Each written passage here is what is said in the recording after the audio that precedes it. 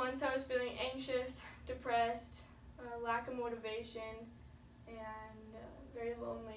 And I realized on one of my lowest days I'd been in my bedroom, and I woke up in the morning and I turned on my phone and I just started swiping through it and looking at the notifications I had gotten, looking at the Snapchat subscriptions I had, and downloading new games to play for the day.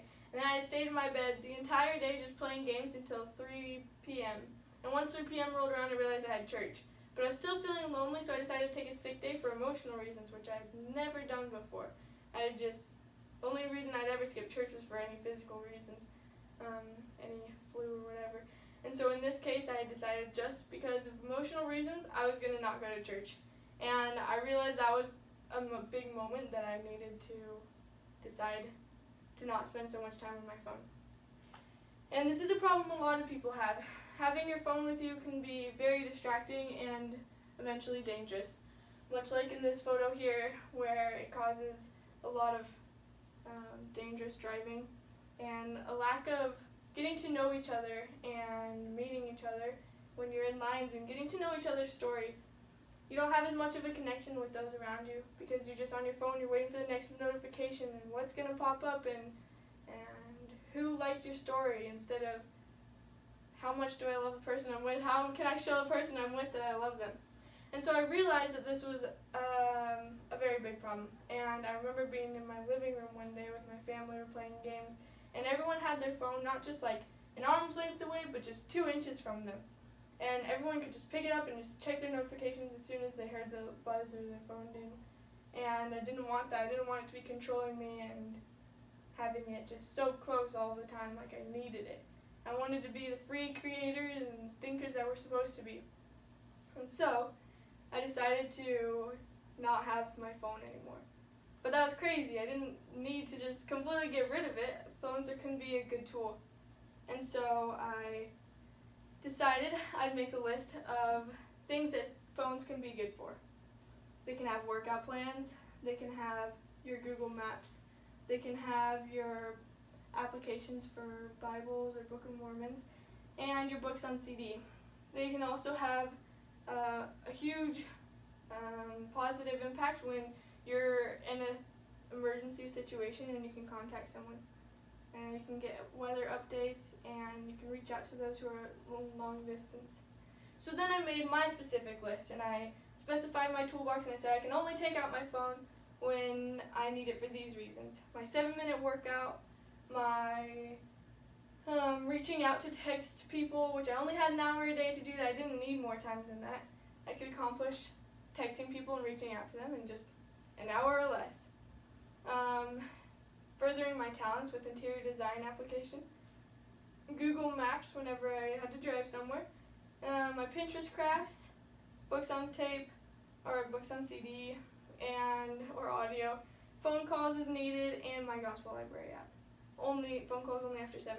So I set a few rules like that, like the phone only after 7, or an hour of reaching out to people. I couldn't multitask on my phone, so if I was listening to a book on CD, I couldn't also text people.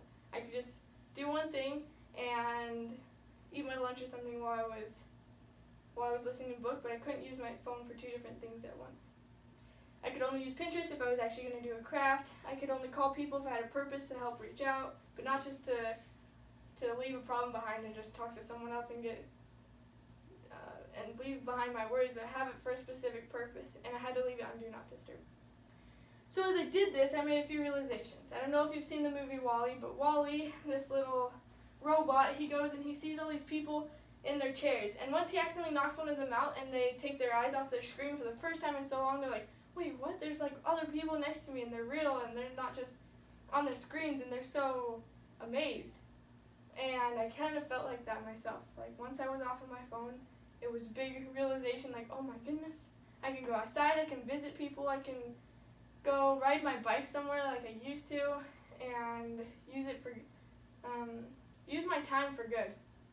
And I always thought that WALL-E was going to happen eventually, but not. I didn't realize it was already happening. People already attached to their phones.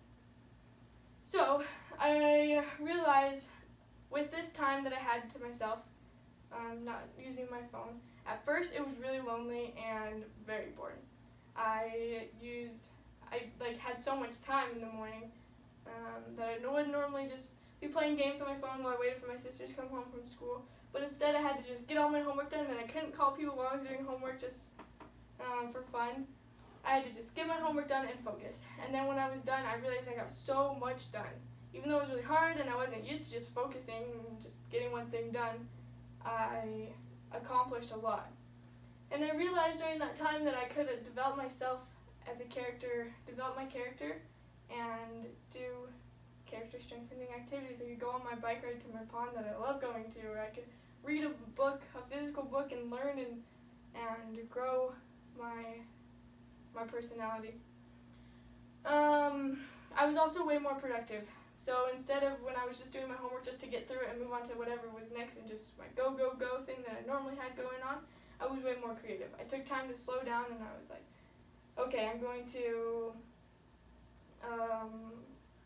when I do this homework activity, I'm going to actually put in time to think about what I need to get done and how I can put my full effort into it instead of just rushing through it. I was more aware of family and the people around me and how we could connect and laugh, and I was way more calm and focused. And that's a huge one. When you're calm and focused and you're feeling peaceful, then versus when you're on your phone, you're feeling way more worried about who's going to text you or what notifications you're going to get if someone liked it. And that causes a lot of loneliness and depression that I felt. When I was doing my week-long experiment, I watched a movie called The Social Dilemma, and they had their statistics about suicide rates.